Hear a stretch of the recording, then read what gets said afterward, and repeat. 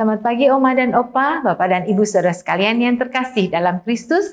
Kembali bersama dengan saya, Ibu Susi, dan tamu kita pagi ini yang luar biasa, Mbak Harto. Mbak Harto. Selamat pagi Mbak Harto, kita kembali di acara Oke, hari ini Orang Kudus hari ini. Selamat pagi sekali lagi Mbak Harto. Selamat pagi. Saya tahu Mbak Harto hari ini sehat luar biasa. Sehat, terima kasih. Mbak Harto sudah mempersiapkan cerita-cerita yang akan Mbak Harto akan bagikan dengan kita. Pagi hari ini tanggal 24 Juli 2022 Mbak Harto akan menceritakan kita tentang Santo Boris. Santo Boris luar biasa. Santo Boris itu dari Ukraina, dari Kiev, dari kerajaan Kiev waktu itu, zaman waktu itu. Ya. Nah, kemudian sebelum kita mulai, kita lihat dulu Ukraina itu di mana. Ya. Ukraina itu di Eropa, sebelah utara itu Belarus. Kemudian sebelah timur Rusia, sebelah selatan ada Laut Hitam. Kemudian barat daya, nah itu Rumania. Kemudian ke utaranya sedikit dari sebelah baratnya itu ada Hongaria, Cekoslowakia, Polandia itu yang paling besar. Jadi Ukraina itu suatu negara yang strategis. Nah, itu tempat kelahirannya. Jadi pertama kali itu. Kemudian yang kedua, kita membicarakan tentang ayahnya dulu. Ya. Ayahnya itu bernama, karena sudah menjadi santo juga dia, Santo Vladimir. Vladimir, ya. Jadi Santo Vladimir itu dulu dia alirannya dia belum Kristen, dia itu masih pagan. Pagan, ini istilah pagan hati-hati ya, karena itu hanya istilah di Eropa sebagian selatan untuk membedakan dengan Kristen. Jangan diterapkan di Asia, jangan diterapkan di Indonesia. Jadi pagan itu tanda-tandanya menyembah berhala, hidup berfoya-foya. Kemudian istrinya boleh satu, boleh lebih dari satu. Kemudian punya itu jimat. Nah, lalu percaya kepada kekuatan-kekuatan alam. Itu tanda-tandanya pagan di Eropa, bukan di kita. Ya. Nah, kemudian dia sebagai seorang raja yang juga sama, istrinya 8, bukan hanya 3, tapi 8. Nah, dia aliran pagan, kemudian dia memerintah, tapi karena dia seorang raja yang hebat, dia bisa mengeluaskan kerajaannya. Kemudian yang menyebabkan berubah adalah bukan Santa itu, Anne dari gereja Bizantium. Gereja Bizantium ya. Jadi Bizantium itu suatu Katolik tapi Katolik Timur ya, bukan kalau Katolik kita kan Katolik Roma. Itu Katolik Timur. Nah, kemudian kawin dengan dia berubah ya. Jadi berpikir secara paganis menjadi Kristiani ya. Sampai dia berpikir kalau begitu lebih baik yang 7 istri itu dicerai. Dicerai padahal sudah punya anak. Anaknya sudah lebih dari 12. Nah, dari Anne itu anaknya satu namanya Boris, saya namanya Vlad. Ya. Boris ini dua-duanya ini bisa mempengaruhi beberapa anak dari ibu tirinya itu, dari ibu tirinya.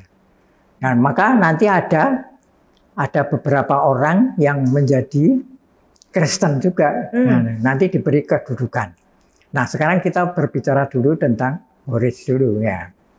Nah, setelah kita bicara dengan bapaknya, Santo Vladimir, kemudian kita pada Boris ya. Nah, Boris itu kita lihat namanya aja kok Boris. Bu Susi masih ingat Boris Paternak?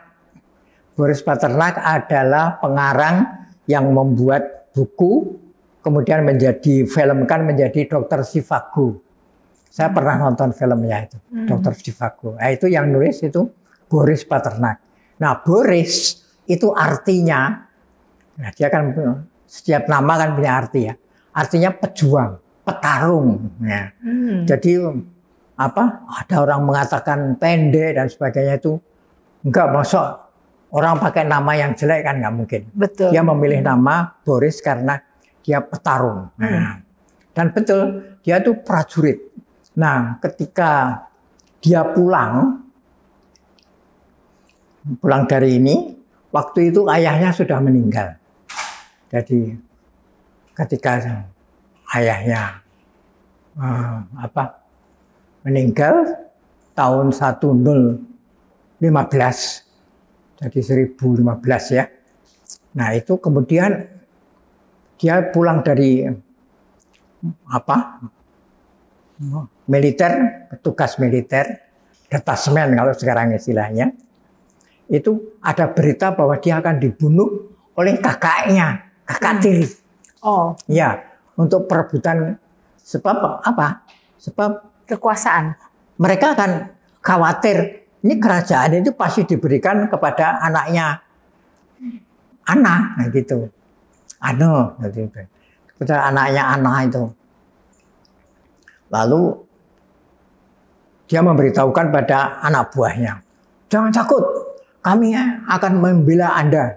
Oh jangan, lebih baik saya sendiri yang mati daripada banyak orang yang mati karena